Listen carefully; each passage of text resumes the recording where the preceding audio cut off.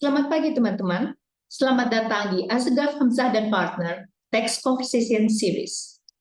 Nama saya Nazli Parlindungan Siregar, dan saya adalah partner dan head dari PG Tax and Custom di AHP. Tepat 1 tahun yang lalu, kami meluncurkan Tax Conversation Series, di mana kami berdiskusi selama 1 jam dengan para business leaders, government officers, competent authority, pakar, dan praktisi ilmu perpajakan dan kepabeanan.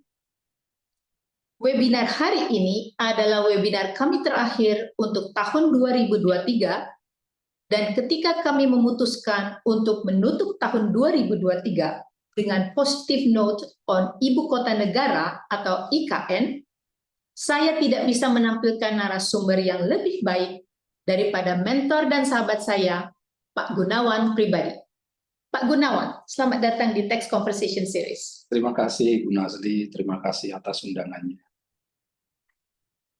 Teman-teman, pemerintah kita membangun berbagai infrastruktur dasar di Ibu Kota Negara di Nusantara, Kalimantan Timur.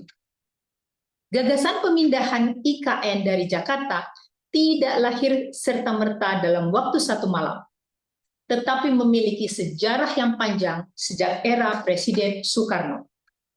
Sejarah panjang cikal bakal IKN Nusantara dimulai sejak 1957 dan akhirnya eksekusinya baru terwujud setelah hampir 7 dekade lamanya pada era Presiden Joko Widodo.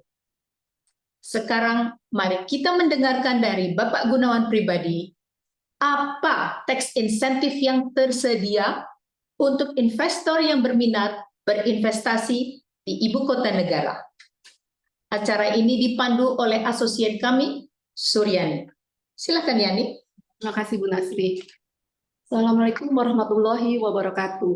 Selamat pagi dan salam sejahtera bagi kita semua. Saya Suryani, selaku Asosiat PG Tax and Custom AHP, akan memandu acara kita pada hari ini.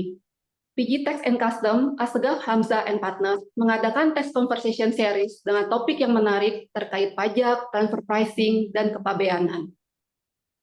Topik kita hari ini adalah mengenai insentif pajak yang tersedia bagi para investor potensial di IKN. Bapak Gunawan Pribadi akan mengulas tentang insentif pajak yang tersedia dan ketentuan pemberian insentif tersebut secara komprehensif. Selamat pagi Pak, dan selamat datang di kantor Asegaf dan Partners. Berikut ini CV singkat Bapak Gunawan Pribadi. Bapak Dr. Gunawan Pribadi, SE MBT AKCA, menempuh pendidikan di STAN untuk program studi akuntansi, lalu melanjutkan S1 Manajemen di Universitas Indonesia. Lalu melanjutkan S2 Business Taxation di University of Southern California. Lanjutnya ke S3 mengambil ilmu administrasi di Universitas Indonesia. Beliau pernah menjabat sebagai Senior Advisor to Executive Director di The World Bank. Lalu menjabat sebagai Kepala Bidang Kebijakan Pajak Internasional di Badan Kebijakan Fiskal. Saat ini, beliau sedang menjabat sebagai Asisten Deputi Fiskal di Kementerian Koordinator di bidang perekonomian. Beliau aktif sebagai penulis artikel dengan topik perpajakan dalam negeri dan perpajakan internasional. Beliau juga melakukan publikasi ilmiah lainnya. Publikasi terakhir beliau berjudul Optimalisasi Kemanfaatan Program Percepatan Peningkatan Tata Guna Air Irigasi yang diterbitkan oleh Majalah Pajak. Demikian CV singkat dari Bapak Gunawan. Selanjutnya, untuk ketertiban dan kelancaran acara webinar kita pada pagi hari ini, ada beberapa hal yang perlu kami sampaikan. Kami mengumpulkan pertanyaan yang telah dikirimkan oleh Bapak Ibu melalui link registrasi pada saat pendaftaran. Namun, kami tetap membuka kesempatan kepada Bapak Ibu apabila ingin bertanya melalui fitur Q&A pada Zoom. Setelah acara selesai, kami akan membagikan link untuk feedback. Kami mohon kesediaan Bapak Ibu untuk memberikan masukan dan tanggapan demi perbaikan acara ini di masa mendatang. Bapak Ibu juga dapat memberikan masukan mengenai topik-topik yang akan dibahas pada Tax Conversation Series berikutnya. Demikianlah beberapa hal yang perlu kami sampaikan.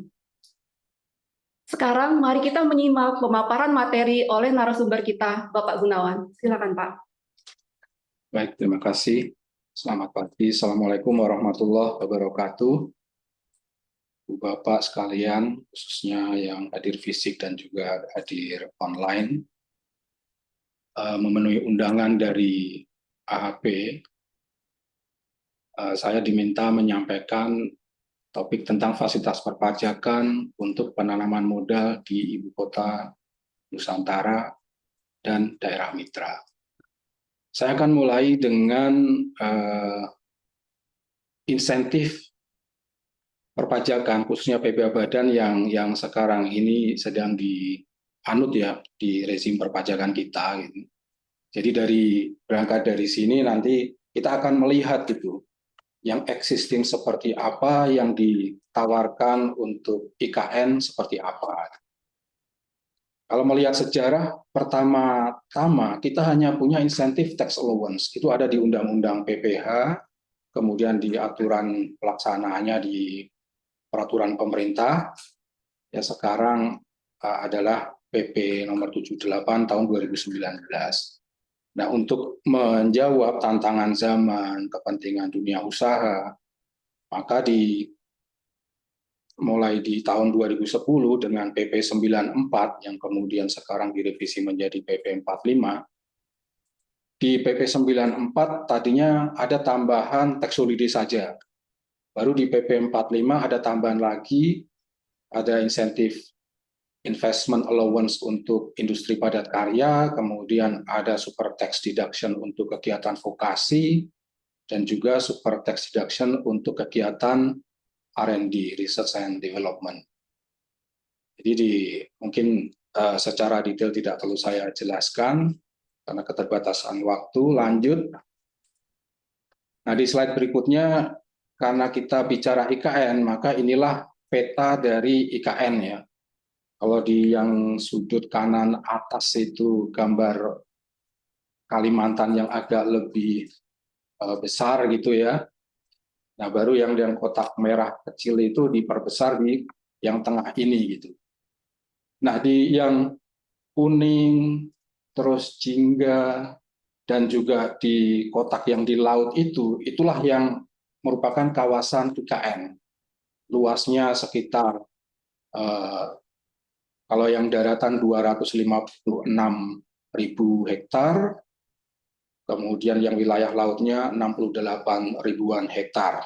Nah, yang darat kan ada yang kawasan IKN itu yang merah, kemudian kawasan pengembangan IKN yang warna kuning. Nah, nanti selain kawasan IKN ini akan ada yang namanya daerah mitra, tetapi sampai sekarang belum ditetapkan. Kita masih menunggu keputusan Kepala Otorita IKN untuk menetapkan mana-mana daerah yang dianggap sebagai daerah mitra. Selanjutnya, ini sekedar latar belakang kenapa perlunya IKN dan kenapa perlunya insentif ya. Pada intinya insentif kita itu nanti ditujukan untuk mendukung IKN sebagai kota yang sustain, itu yang berkelanjutan di dunia, kemudian yang smart city, kemudian juga dia merupakan penggerak ekonomi Indonesia di masa depan, dan intinya untuk initial proses ini kita perlu menciptakan keramaian di IKN, sehingga kita mengundang para calon-calon investor untuk menginvestasikan kegiatan usahanya di IKN. Nah, disitulah nanti ada di slide selanjutnya itu, nanti di paparan saya juga akan mendasarkan ke ini ya, di slide selanjutnya. Saya akan mendasarkan ke PP nomor 12 tahun 2023 tentang pemberian perizinan berusaha, kemudahan berusaha, dan fasilitas penanaman modal bagi pelaku usaha di IKN. Nah, khususnya nanti di pasal 26 itu tentang fasilitas penanaman modal. Itu kalau kita pecah, fasilitas penanaman modal ini meliputi insentif fiskal dan juga non-fiskal. Kemudian kalau dibagi berdasarkan kewenangannya, ada fasilitas penanaman modal yang menjadi kewenangan pemerintah pusat, yaitu pajak penghasilan, PPN dan atau PPNBM, juga kepabeanan. Nanti ada juga fasilitas penanaman modal yang menjadi kewenangan dari otoritas IKN gitu. Misalnya fasilitas pajak khusus untuk penerimaan khusus IKN, fasilitasi penyediaan lahan, sarana prasarana bagi pelaksanaan kegiatan penanaman modal di IKN. Nah, ini sangat luas sekali, jadi karena keterbatasan waktu ya Bapak Ibu sekalian, di slide selanjutnya. Ringkasannya seperti ini, insentif penanaman modal yang menjadi kewenangan pemerintah pusat. Ya, ada insentif PPh Badan, ada PPN, ada kepabianan. Nah, untuk pagi ini mungkin saya akan konsentrasi di yang sebelah kiri saja, di fasilitas PPh Badan, dan kita bisa melihat ada 9 itu. Utamanya ya, nanti akan saya urai satu persatu. 9 insentif ini, yang pertama nanti tax holiday untuk penanaman modal, kemudian yang kedua itu fasilitas PPh untuk financial center di IKN, yang ketiga tax holiday untuk pemindahan headquarter atau kantor regional, terus super deduction untuk kegiatan vokasi, super deduction untuk kegiatan litbang, kemudian ada juga super deduction untuk sumbangan. Dan nanti ada yang ketujuh itu kita lihat PPh final 0% untuk UMKM, kemudian ada PPh pasal 21 ditanggung pemerintah, dan pengurangan PPh atas pengalihan hak atas tanah dan bangunan. Kita skip yang PPN dan kepabianan, kita lanjut. Nah, kerangkanya Ibu Bapak sekalian, tadi saya sudah menyampaikan ada kebijakan yang existing itu. Nah, untuk yang existing ini yang khususnya tadi sudah saya sampaikan yang PPh Badan ada tax holiday, tax allowance, per tax deduction itu. Nah, beranjak dari situ kita terus membuatnya lebih menarik. Nanti kita akan lihat seberapa lebih menariknya itu. Jadi kita tetap mengadopsi itu. Ada tax holiday, tapi tax holiday ini sedikit berbeda gitu dari tax holiday yang berlaku umum. Begitu juga dengan super tax deduction yang sekarang adanya di vokasi dan litbang, tapi untuk IKN ditambah lagi objeknya, ada sumbangan. Kemudian PPh final 0%, dan kemudian ada lagi tambahan ekstra gitu, selain perluasan yang existing itu, misalnya tax holiday untuk pemindahan headquarter. Ada PPh pasal 21 ditanggung pemerintah bagi karyawan yang terdaftar di IKN. Kemudian ada PPN tidak dipungut untuk properti, kendaraan listrik, dan jasa konstruksi. Lanjut. Saya pikir ini kita skip aja, ya nanti kita langsung detail ke masing-masing insentifnya. Lanjut saja. Nah, kita mulai dari fasilitas pertama, Ibu Bapak ya. Ada fasilitas tax holiday untuk penanaman modal. Nanti kita bagi. Ada penanaman modal di IKN yang tadi kita ingat petanya tadi ya. Nanti yang berikutnya nanti akan ada penanaman modal di daerah mitra. Untuk yang di IKN, itu nanti yang eligible bisa mendapatkan insentif tax holiday ini adalah BP Badan Dalam Negeri yang melakukan penanaman modal di IKN minimal dengan nilai investasinya 10 miliar. Nah, penanamannya nanti ada bidang usaha tertentunya ya.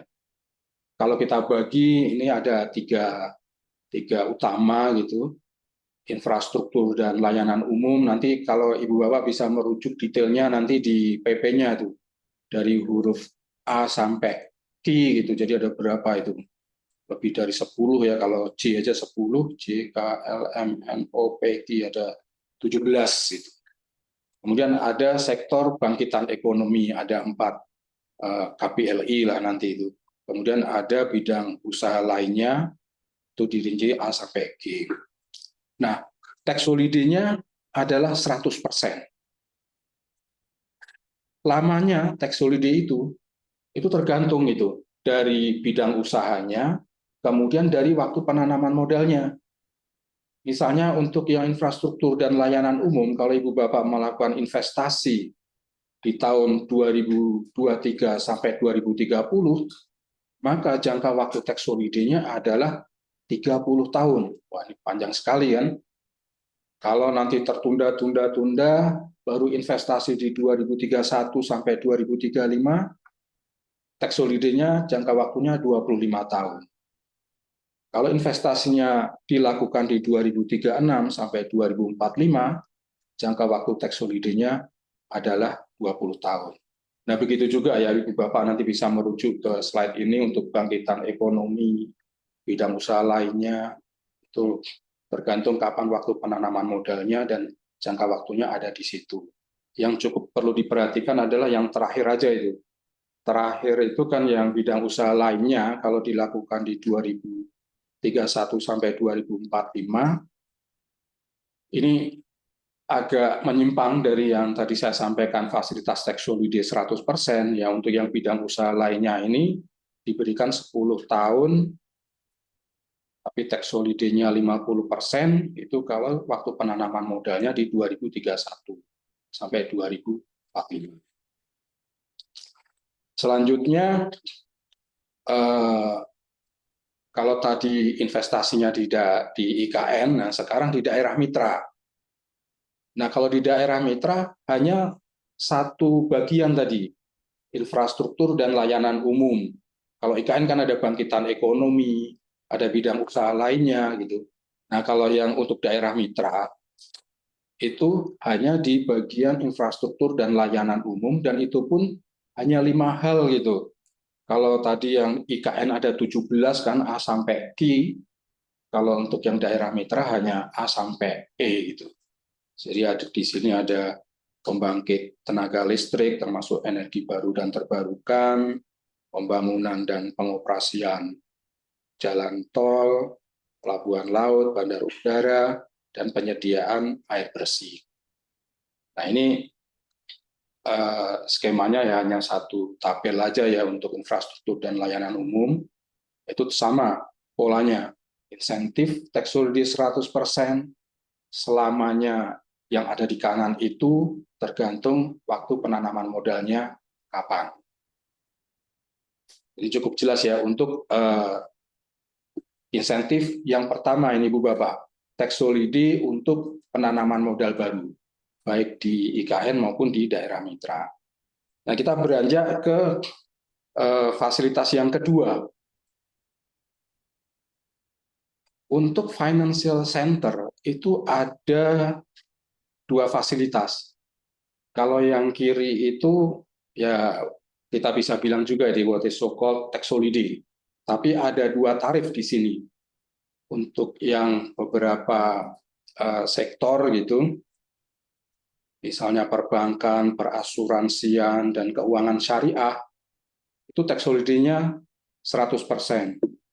Tetapi untuk yang sektor keuangan lainnya seperti pasar modal, keuangan derivatif, nanti ada bank bulion, juga ada dana pensiun, dan lain-lain, nanti Ibu Bapak bisa merujuk ke PP yang tadi saya rujuk, itu tax holiday-nya 85%. Nanti sama juga gitu. Ada jangka waktunya, ya paling lama tadi 25 tahun, tergantung kapan waktu penanaman modalnya. Itu insentif yang pertama yang sebelah kiri. Nah, yang sebelah kanan itu insentif yang kedua itu adalah bentuknya pembebasan pemotongan dan pemungutan PPh yang untuk penghasilan yang dikirimkan ke luar negeri. Jadi yang akan menerima manfaat dari insentif ini adalah subjek pajak luar negeri yang menerima atau memperoleh penghasilan yang berasal dari investasi pada financial center di IKN. Ya. Jadi kita bisa lihat ini, kita mengundang investor luar negeri itu dengan insentif ini gitu. Kalau yang investasi di financial sektor tadi domestik, nah itu dipajaki sesuai ketentuan yang berlaku. Tapi kalau dari yang luar negeri, PPh pasal 26-nya ya, itu akan dibebaskan dari pemotongan dan pemungutan. Jangka waktunya berapa? 10 tahun. 10 tahun sejak penempatan dana di financial center di IKN. Baik, itu insentif yang kedua. Sekarang insentif yang ketiga, selanjutnya. itu adalah tax holiday untuk pemindahan headquarters. Nah, ini kalau subjek pajak luar negeri itu mau memindahkan kantor pusatnya atau kantor regionalnya di IKN, maka dia akan mendapatkan insentif tax holiday 100% selama 10 tahun. Nah, selanjutnya tax holiday-nya didiskon ini, jadi 50% selama 10 tahun berikutnya. Itu kalau yang luar negeri. Sementara kalau yang investor dalam negeri, yaitu tidak ada istilah pemindahan headquarter gitu, tetapi adanya pendirian. Kalau mau mendirikan perusahaan baru, headquarter baru di IKN, nah itu mendapatkan insentif yang sama, tax holiday. Nah, itu skema fasilitasnya nanti bisa berlaku sampai tahun 2045. Ya, tergantung kapan masuk, maka 10 tahun dapat 100%, kemudian 10 tahun lagi 50%, tapi berakhir di 2045. Itu insentif yang ketiga. Nah, sekarang kita masuk insentif yang keempat, super tax deduction untuk kegiatan vokasi. Itu kita bisa bandingkan ya dengan yang existing. Jadi Ibu Bapak sekalian, kalau Ibu Bapak sekalian ini welcome terhadap pelajar, pemagang dari sekolah-sekolah kejuruan ya, termasuk juga nanti program diploma gitu. Nah, biaya-biaya yang Ibu Bapak keluarkan terkait dengan pemagangan pembelajaran tadi itu bisa di top up. Misalnya Ibu Bapak mengeluarkan 1 miliar, di SPT Ibu Bapak bisa mengklaim biayanya itu 2 miliar. Itu kalau di umum. Kalau di IKN, ini ditambah lagi. Bukan top up-nya 100%, tetapi 150%. Itulah yang membuat pemerintah sudah berusaha membuat ini lebih menarik gitu daripada misalnya ini fasilitas di daerah lainnya. Lanjut,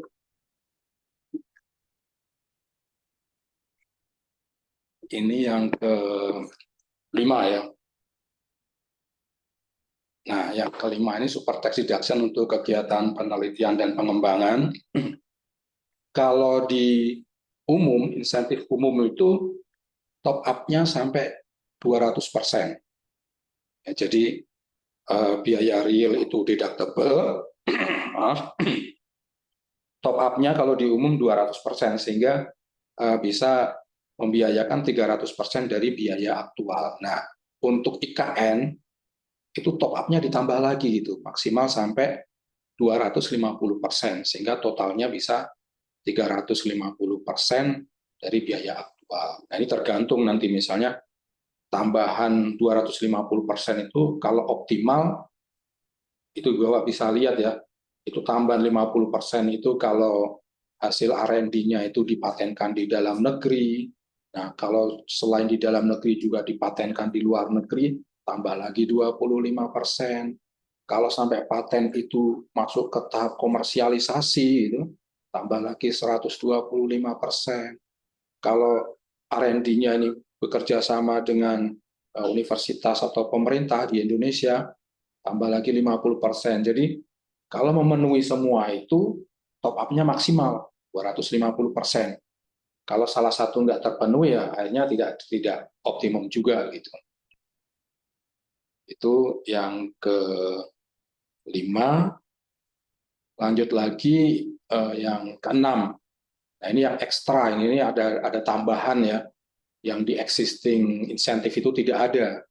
Sekarang Ibu Bapak kalau mau menyumbang itu fasilitas umum atau fasilitas sosial di IKN, itu kan kalau di aturan perpajakan umum, sumbangan aja non-deductible. Itu.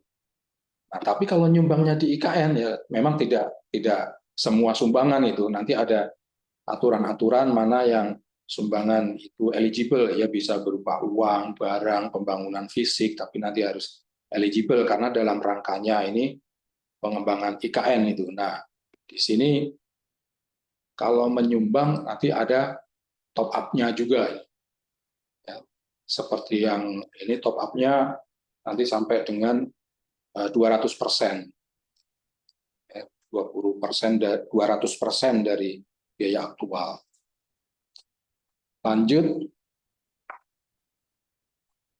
ini ke PPh pasal 21 ditanggung pemerintah, ya kita bercermin itu waktu kita kena COVID kemarin, ada pandemi COVID, pemerintah meluncurkan insentif PPh pasal 21 ditanggung pemerintah, yang waktu itu tujuannya meningkatkan daya beli masyarakat, kan gitu kan ya. Kalau tadinya misalnya penghasilan kita 100 juta dipotong PPh pasal 21, nah, dengan insentif itu PPh pasal 21-nya nggak dipotong, ditanggung pemerintah, sehingga kita bisa full gitu menerima penghasilan. Nah, ini kita mengadopsi apa yang kita lakukan di IKN, apa yang dilakukan waktu COVID untuk kita terapkan di IKN dengan lebih menarik gitu. Jadi kalau dulu waktu COVID itu ada batasan penghasilan bruto sampai dengan 200 juta, nanti di IKN tidak ada gitu. Tidak ada batasan penghasilan bruto dari karyawan itu gitu. Ya pokoknya sepanjang pemberi kerjanya itu berlokasi di IKN, memiliki NPWP yang terdaftar di KPP wilayah kerja IKN, kemudian ada menyampaikan permohonan pemberitahuan, menyampaikan laporan realisasi, dan pegawainya itu tadi memiliki NPWP yang terdaftar di KPP wilayah kerja IKN. Lanjut. Kemudian untuk insentif ke UMKM, ini juga ada semacam tambahan atau relaksasi lah ya. Ini bahkan sampai UMKM itu kalau menanamkan modal di IKN kurang dari 10 miliar dan nanti memenuhi persyaratan tertentu, ini bisa dapat tarif 0% itu untuk penghasilan dari bagian peredaran usaha sampai dengan 50 miliar yang diterima atau diperoleh pada lokasi usaha yang berada di IKN. Jangka waktunya itu ya sejak persetujuan sampai dengan tahun 2035. Nah, insentif yang terakhir ini adalah insentif pengurangan PPh atas pengalihan hak atas tanah dan atau bangunan. Nah, kan biasanya kalau kita ada transaksi tanah dan bangunan, penjualnya itu kena PPh, pembelinya kena BPHTB itu. Nah, untuk IKN ini lebih diarahkan insentif ini untuk developer gitu. Saat developer menyerahkan pertama kali itu di ayat 3 yaitu ya. Penyerahan hak atas tanah dan atau bangunan ini pertama kali dari developer kepada customer itu dapat dikurangi PPh ininya, PPh atas pengalihan atas tanah dan bangunan ya, PPh final ini bagi developer. Jadi developernya juga nanti keuntungannya lebih bagus itu. Nah, ini untuk menarik minat developer melakukan usaha di sana gitu, bikin real estate untuk dijual ke penduduk sekitar. Mungkin itu dulu dari kami Ibu Bapak sebagai bahan diskusi berikutnya nanti. Terima kasih atas perhatiannya. Mohon maaf atas kekurangan. Assalamualaikum warahmatullahi wabarakatuh. Terima kasih Pak Gunawan atas pemaparan materinya. Informasi yang disampaikan sangat memberikan pencerahan dan bermanfaat bagi kita semua. Selanjutnya kita akan memasuki sesi tanya-jawab. Kami akan membacakan pertanyaan dari Bapak Ibu semua yang telah masuk melalui link registrasi. Untuk para peserta yang telah mengajukan pertanyaan, kami telah menerima konsen untuk menyebutkan nama-nama dari para peserta tersebut. Pertanyaan tersebut akan ditanggapi langsung oleh Bapak Gunawan. Sebelumnya, kami ingin menyampaikan permohonan maaf apabila dalam sesi tanya-jawab ini, kami tidak dapat menanggapi semua pertanyaan yang telah masuk dikarenakan keterbatasan waktu. Pak Gunawan, pertanyaan pertama datang dari Pak Teddy Kusuma. Beliau bertanya, bagaimana jika terdapat suatu perusahaan yang didirikan atau berdomisili di IKN dan mendapat insentif pajak, Pak, namun terjadi penggabungan usaha pada tahun kelima sejak perusahaan memperoleh insentif pajak. Apakah entitas yang baru berhak menikmati insentif pajak tersebut, Pak? Baik, terima kasih Bu Suryani, juga Pak Teddy atas pertanyaannya. Ya memang untuk mendapatkan insentif ini, ada hal-hal yang tidak boleh dilakukan oleh investor. Gitu. Salah satunya adalah melakukan pemindahan asetnya, gitu, pindah tanganan aset. Nah ini kalau merger, kadang-kadang kita bisa menganggap itu terjadi pemindah tanganan aset. Jadi misalnya begini ya merger macam-macam nanti skenarionya. Katakanlah ada PTA. PTA ini sudah mendapatkan persetujuan untuk mendapatkan insentif. Ini Pak Teddy tidak menyebutkan insentif mana gitu ya, tapi saya asumsikan ini insentifnya tax holiday saja. Saya kalau nanti tax, misalnya super tax deduction, atau nanti PPh pasal 21 ditanggung pemerintah, kan lama lagi saya harus menjawab satu-satu kalau 9 hal tadi. Nah ini saya ambil yang, ini mungkin maksudnya adalah tax holiday. Nah, untuk tax holiday, katakanlah PTA, dia sudah dapat tax holiday. Kemudian ada PTB yang tidak mendapatkan tax holiday. Nah, ini bagaimana mergernya?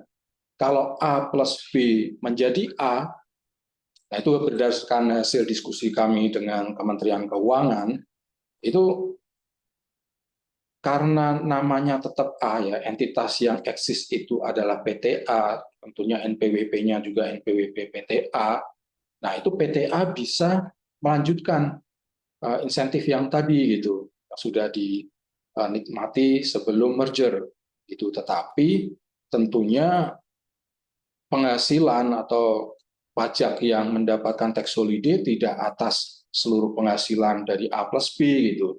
Karena A mendapatkan insentif tentunya karena tadi proyek-proyek yang eligible tadi gitu.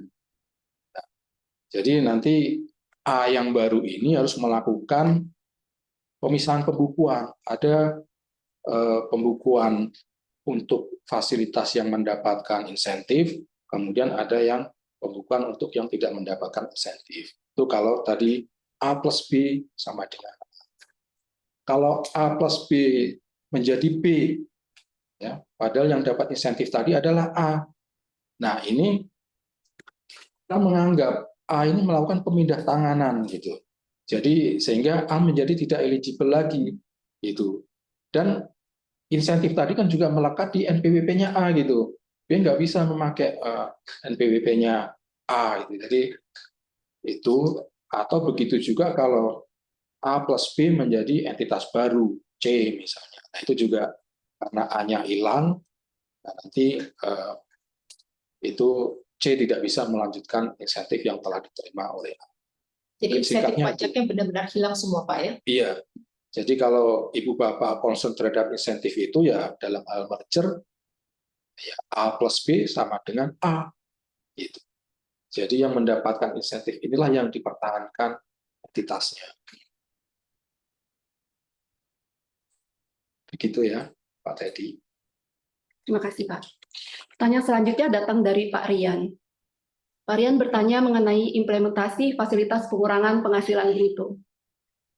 Apabila suatu perusahaan konstruksi nih Pak, yang 100% penghasilannya dikenakan PPh final, berminat untuk memberikan sumbangan atau mengeluarkan biaya untuk pembangunan fasilitas umum Pak di IKN nih Pak yang bersifat nirlaba. Nah, mohon penjelasannya Pak, bagaimana implementasi fasilitas tersebut Pak? Ya, ini yang fasilitas baru tadi ya.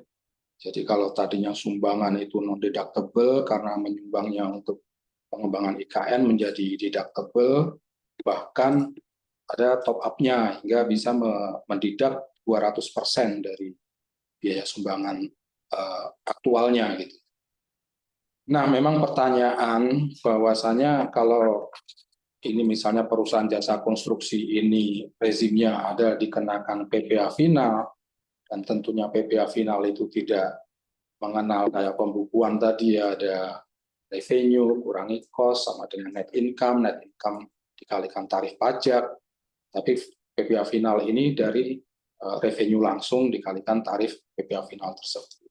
Nah, sehingga ya Pak Muhammad Rian Dwi Saputra, kalau Bapak melakukan sumbangan seperti itu untuk perusahaan jasa konstruksi, ya ini salah satu kelemahan dari rezim pengenaan PPh final. Nah, ini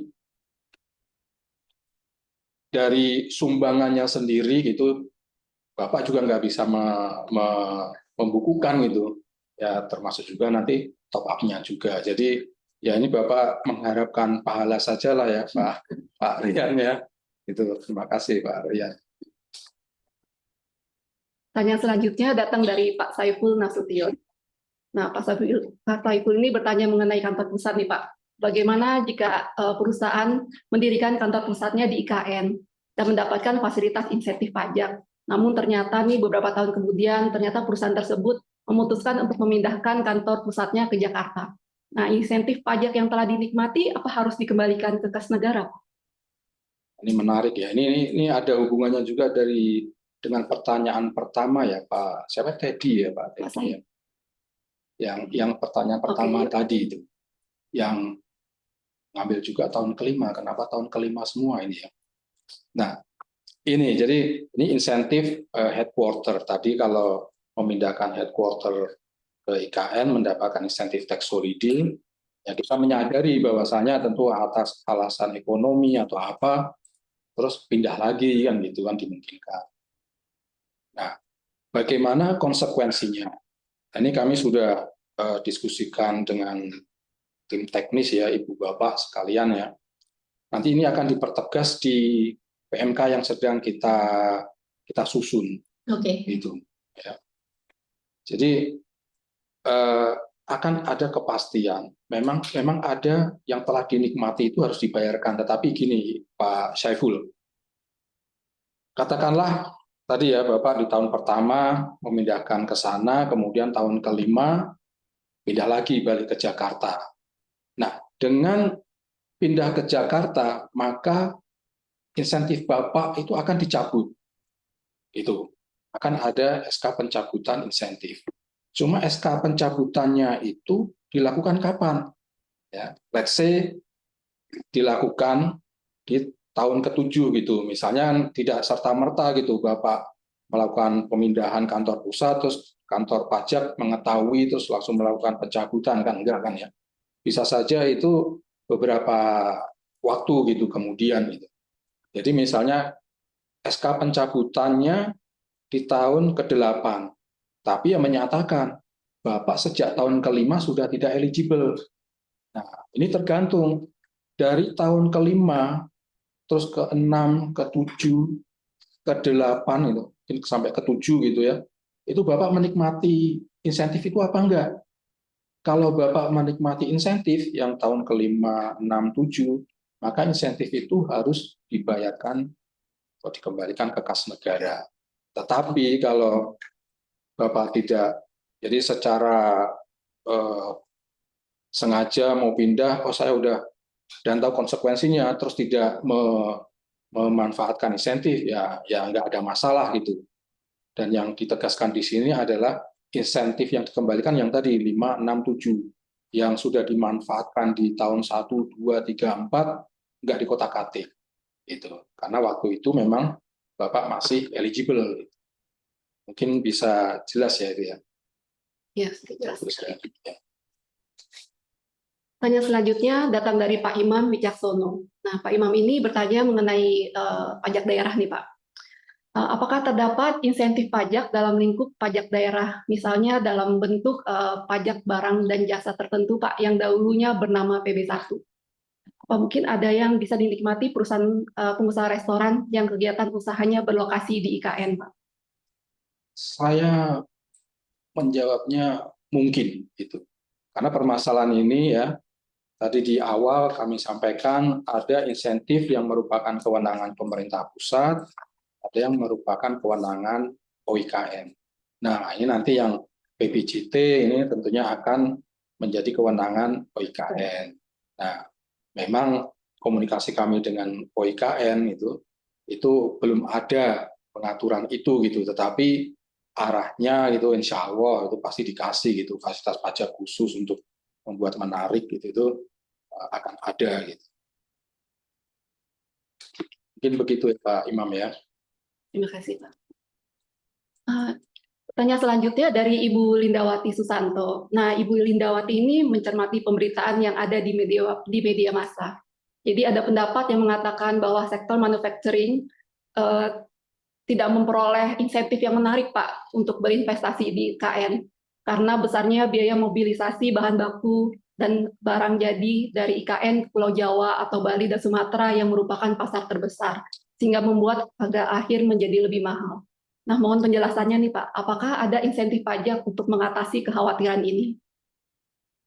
Pertama, insentif pajaknya ya kalau saya tadi sampaikan, itu sudah sangat-sangat ultimate itu. Yang tadi yang umum saja tax holiday sudah cukup ultimate. Nanti kita punya, ada lagi itu insentif fiskal untuk kawasan ekonomi khusus. Kita mau bilang superlatifnya itu bingung itu. Bapak ya dari tax holiday ultimate, di cap lebih ultimate lagi gitu. Nah ini terus kemudian di IKN lebih lagi gitu, jadi very ultimate gitu, dan komprehensif dari PPh badan, dari PPh 21, PPN, kepabeanan, banyak sekali gitu ya, dan juga nanti yang disediakan oleh OIKN. Nah ini Bu Linda juga ini mungkin kan mengasumsikannya IKN masih seperti ini itu. Tapi kalau kita mengasumsikan IKN nanti kalau sesuai dengan tujuannya, infrastruktur sudah lengkap, pasarnya juga nanti akan merapat ke situ, gitu. Nah itu bisa saja ya bisa lebih menarik itu investasi berusaha di IKN itu bisa lebih menarik. Nah, memang dalam kasus sekarang ya kita belum bisa melihat itu. Ya kadang-kadang kan jarak itu juga tidak berkorelasi positif dengan cost. Ya. Misalnya yang beberapa kali di media mencermati gitu, dari Pulau Kalimantan ke Jawa gitu bisa lebih mahal daripada dari Cina ke Jawa, bisa juga seperti itu gitu. Nanti kalau infrastruktur sudah terbangun tentunya dari Kalimantan ke Jawa kita harapkan lebih murah daripada dari Cina ke Jawa. Ya kita harapkan bersama itu, Indawati dan Bapak sekalian. Terima kasih, Pak.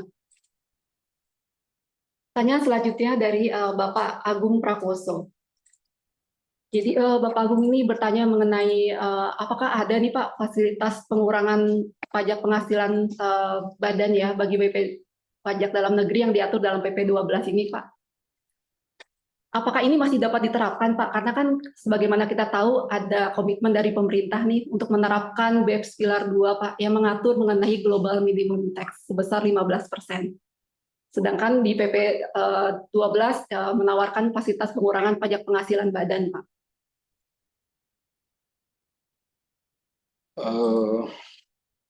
Kami menyadari ada inisiatif global ini ya, global minimum tax sebesar 15%. WKF juga berpikiran untuk mengoreksi insentif-insentif perpajakan kita. Karena pemahamannya adalah dengan adanya GMT ini, kita tidak memberikan insentif kepada investor, tapi bisa memberi insentifnya ke negara, tempat kedudukan investor.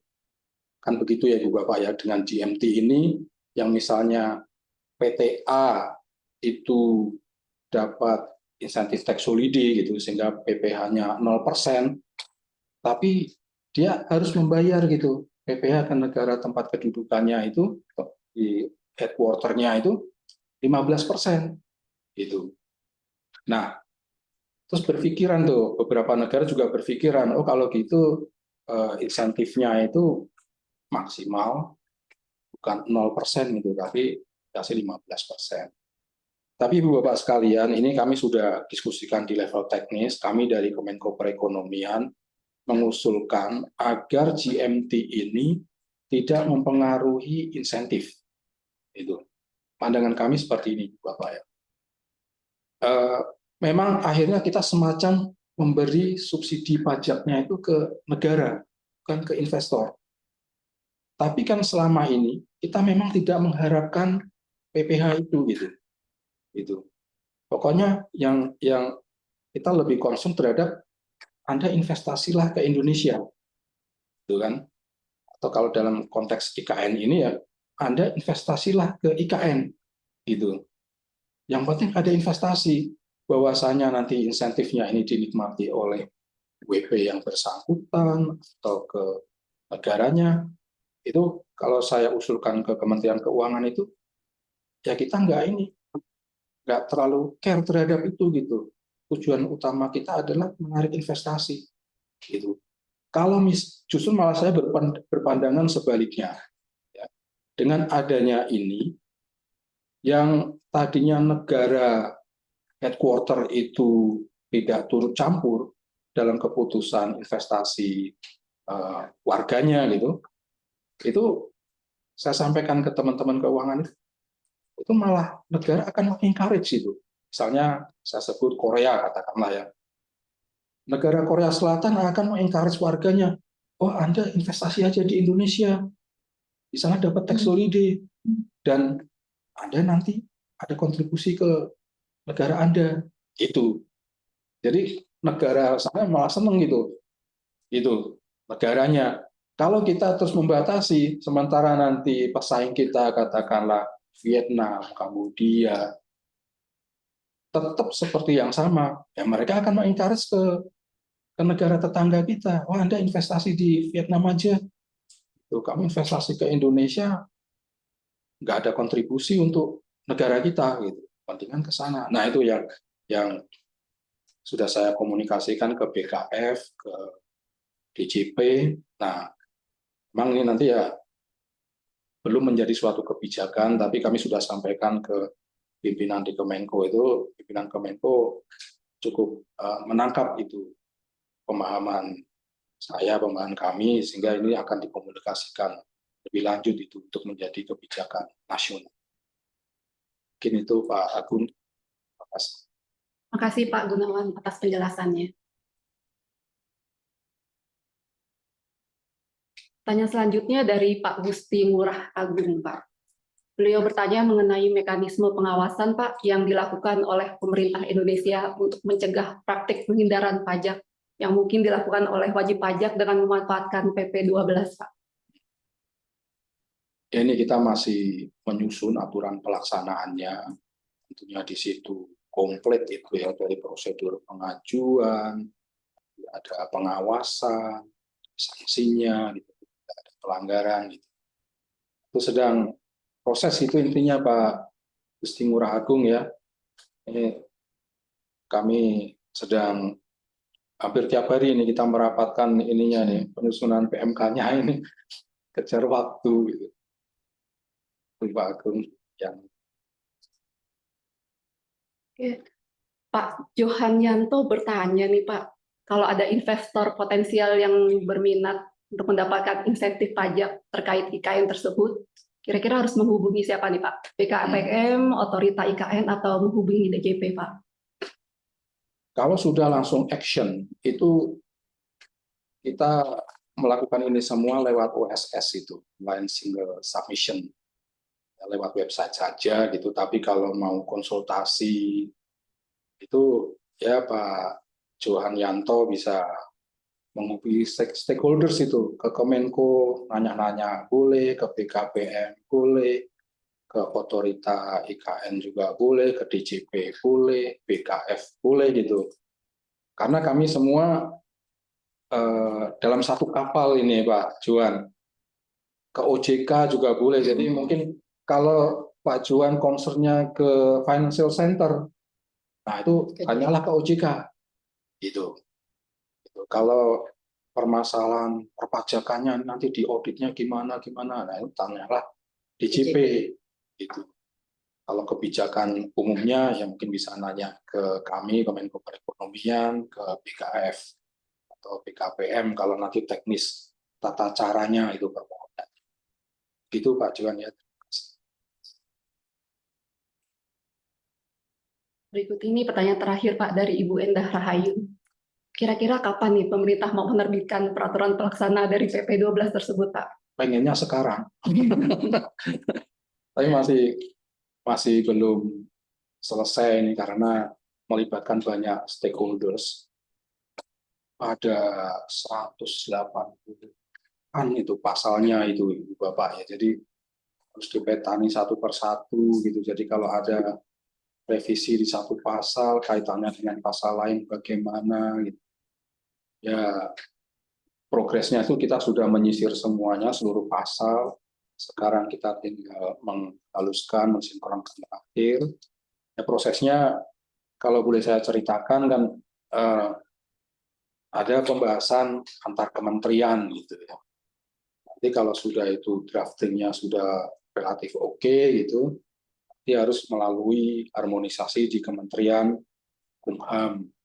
Nah, kita sudah masuk ke situ tuh di Kumham. Jadi drafting yang level teknis sudah selesai, sekarang di Kumham dan di Kumham juga hampir selesai. Nanti kalau itu sudah oke, nah tinggal proses penandatanganan dari Menteri Keuangan dan pengundangan. Nah, kita sedang di situ, Enda Rahayu, di proses harmonisasi yang sudah hampir ujung. Gitu. Apakah bisa terkejar di tahun ini? Ya, kami berharap sekali. Itu, Enda. Terima kasih Pak atas jawabannya. Ya, jadi Pak Gunawan telah menjawab semua pertanyaan dari Bapak Ibu peserta webinar. Dengan berakhirnya sesi tanya-jawab ini, maka berakhir pula acara webinar kita hari ini. Intisari pada acara kita hari ini adalah pemerintah menawarkan berbagai insentif yang menarik pada PP 12 yang tersedia bagi para pelaku usaha yang ingin berinvestasi di IKN. Oleh karena itu, penting untuk Bapak dan Ibu mencermati insentif apa saja yang ditawarkan oleh PP 12 tersebut. Kami mengucapkan terima kasih kepada Bapak dan Ibu yang telah menyampaikan pertanyaan, dan kami juga mengucapkan terima kasih kepada Bapak Gunawan yang telah memberikan pemaparan materi dan jawaban kepada para peserta. Kami mohon maaf apabila dalam pelaksanaan acara ini masih terdapat kekurangan. Demi perbaikan acara kami ke depannya, kami mohon kesediaan Bapak dan Ibu untuk mengisi link feedback AHP. Silakan Bu Nasri. Dengan demikian, saya menawarkan undangan resmi ya, kalau PMK-nya sudah keluar untuk datang kembali ke kantor kami ya, Pak Gunawan ya. Oke. Demikianlah acara kami hari ini mengenai tax insentif di Ibu Kota Negara. Semoga teman-teman mendapatkan tambahan ilmu dan informasi dari pemaparan Bapak Gunawan pribadi. Bila masih ada pertanyaan, silakan menghubungi kami lewat email text@aap.id. Akhir kata, atas nama Asgaf Hamzah dan partner, saya Nazli Parlindungan Siregar mengucapkan terima kasih atas perhatian, partisipasi, dan kesetiaan teman-teman yang membuat Text Conversation Series kami menjadi program yang sukses sepanjang tahun 2023. Izinkan kami mengundurkan diri. Selamat Hari Natal untuk mereka yang merayakan dan selamat Tahun Baru untuk kita semua. Salam sehat selalu.